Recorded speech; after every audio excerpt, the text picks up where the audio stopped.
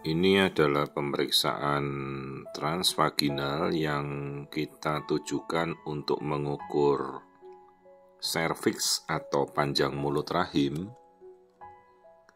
karena si ibu ini pada saat dilakukan pemeriksaan kebetulan oleh sejawat dikatakan mulut rahimnya memendek.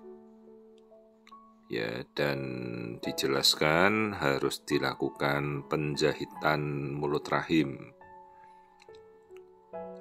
Kemudian pemeriksaan untuk melihat apakah cervical incompetence atau mulut rahim yang memendek itu memang butuh tindakan untuk kita ikat, ya seharusnya itu dari awal ya. Apalagi ini mungkin ini belum pernah ada riwayat apapun ya, tidak ada riwayat keguguran. Dan ini pada saat saya ukur mulut rahimnya masih sangat-sangat normal. Karena sebelumnya dikatakan mulut rahimnya sudah kurang dari 2 cm panjangnya. Jadi mulut rahim atau serviks itu batas normalnya untuk kita menahan suatu persalinan agar tidak prematuritas itu adalah sekitar ya 2,5 cm ya. Ada yang memakai 2,5, ada yang memakai 3 cm. Nah, ternyata ukuran sebenarnya yang kita urutkan di sini dengan ketajaman yang sudah cukup jelas ya. Resolusinya sudah sangat tajam begini ya. Ini tadi kita dapat 4 cm. Dan saya tidak melihat ada pembukaan apapun dari mulut rahimnya ini. Dan ibunya tidak ada riwayat apa-apa ya. Jadi ya saya tidak menemukan indikasi mulut rahimnya ini harus kita ikat. Nah, ini saya pengukuran kedua, saya mencapai sekitar 3,4 cm. Jadi mulut rahimnya tertutup rapat.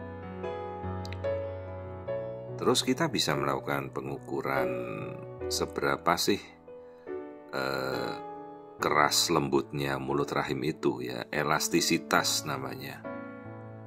Kita bisa melihat dengan teknik ini, kita lihat seberapa persen sih mulut rahim yang masih lunak ataupun yang keras gitu ya, dari pewarnaan mulut rahim ini.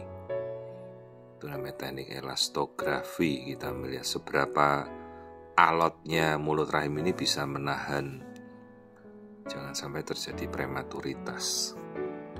Masalahnya kan kita harus tahu penyebabnya, kenapa kok mulut rahim memendek. Apakah ada keputihan, ada infeksi pipis. Ya itu harus kita gali, jangan cuma serta-merta kita ikat mulut rahimnya saja. Penyebab utamanya tidak kita cari ya. Kalau anak pertama belum pernah lahiran, dari mana mulut rahim mau memendek begitu ya.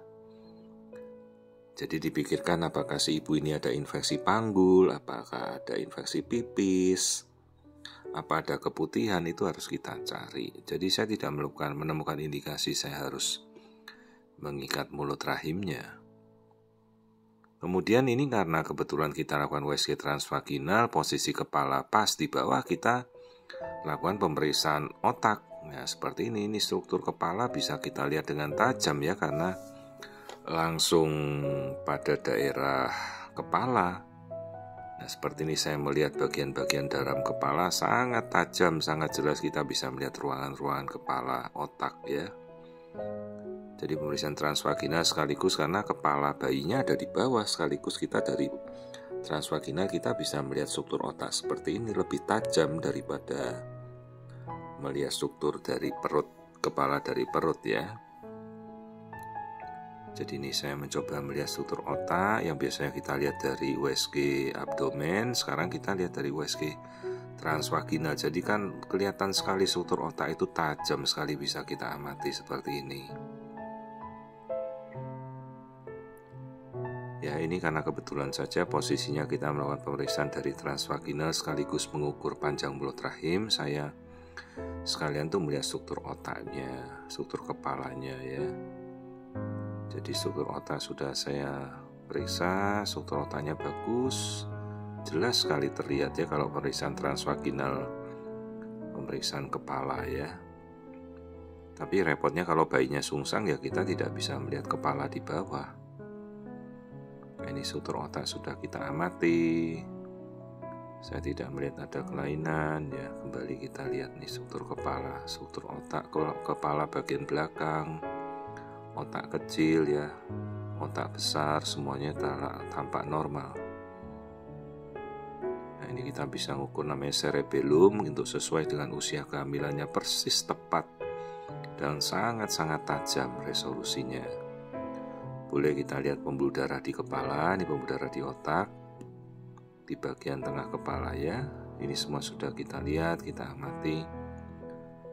Jadi sekali lagi saya tidak ada indikasi harus menjahit mulut rahimnya karena mulut rahimnya masih tertutup rapat dan tidak ada pemendekan sama sekali gitu. Sudah saya edukasi juga ibunya, jaga kebersihan vagina, higienisnya ya, jangan sampai ada keputihan ataupun ada infeksi saluran kencing.